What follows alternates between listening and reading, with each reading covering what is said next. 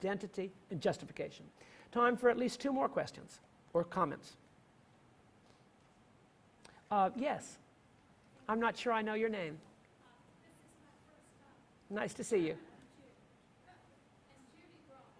Oh, oh, how nice. Great. Well, what is your question?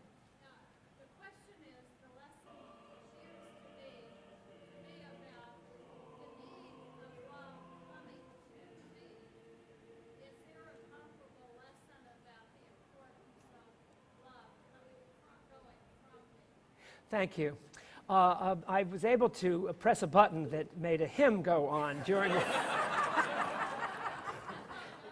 Yeah. Thank you, June. What a wonderful question. I've been talking about love coming to. Is there another lesson about love coming from? That's what I think you're saying. Well, what is... you then allow me to finish up the thing, because what this is saying is that the birth of love from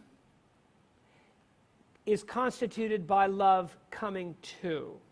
In other words, if you really want to love a person unselfishly, let's say I'm not loving someone in my life enough, or I'm very selfish, I'm very narcissistic, all I really think of is myself. That is going to be a pattern that I can do things that look loving, sound loving, but aren't loving, because they're all sort of out of some attempt. My loving is an attempt to get something back. Do you know the kind of loving I'm talking about? You do something that appears to be loving in order to get him to say something nice to you, right? You do something in order to get something back. But what we're being told here is that the birth of non-selfish love comes when I am loved that way first. And by the way, this probably happened in your relationships. You'll find this, that real love is always birthed when you are loved. Now let me quote Patty Duke, but it may not be Patty Duke. Who sang the song, "Most of All, I Love How You Love Me"? Who sang the song?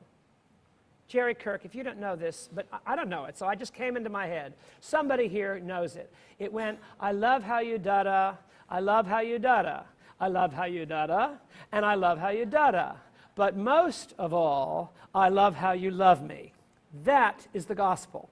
Sure, she's pretty. Sure, she's cool.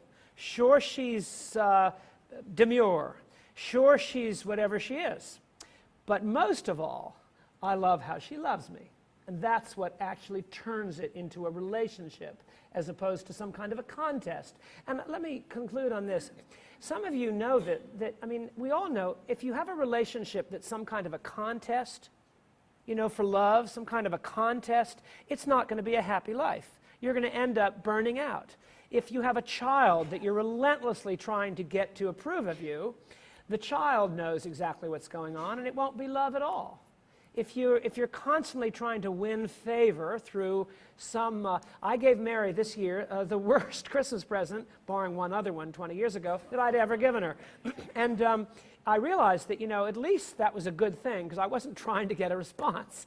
Obviously, whoever would have bought this present would not have been trying to get a response. But I also learned something about love when I gave this rotten, chintzy, absurd, selfish Christmas present to my wife. I don't even think I know what it was now, except I do now that I think about it. And but she's not here, so there's no problem. But it was sometimes when you sort of come to the end of your tether with obligation, you know, with obligation, that kind of love, you sort of realize what a complete joker you are. And at that point, you realize that the only thing that's going to make you really want to give is being given to. And I would swear by that. I would say there are no exceptions to that truth of life.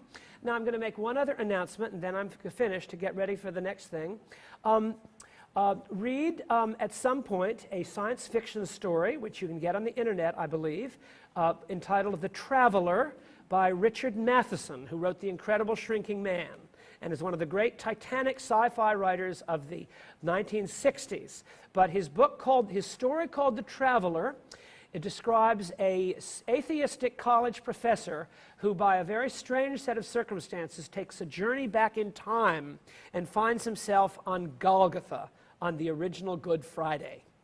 And it's called The Traveler by Richard Matheson, and it will convey very much the power of what the expiation does to destroy and then kindle love. It's a sci-fi story, so it's just a sci-fi story, but it's really, really good. Thank you for coming, and next week I will continue with Romans 4.